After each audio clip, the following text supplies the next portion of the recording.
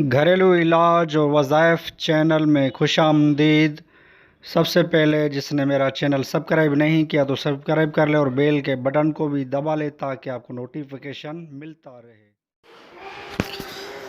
घरेलू इलाज चैनल में सब दोस्तों को खुशामदीद।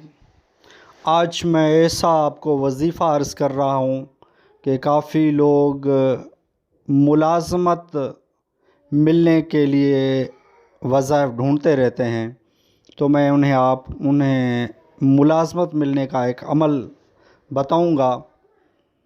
मुलाज़मत मिलने का वजीफ़ा ये है कि गैर मुकर्रर वक्त में, यानी कि मुकर्रर वक्त ना हो, और 2 रकात नफ़िल अदा कीजिए, यानी कि 2 रकात नफ़िल अदा कीजिए और सलाम फेरने के बाद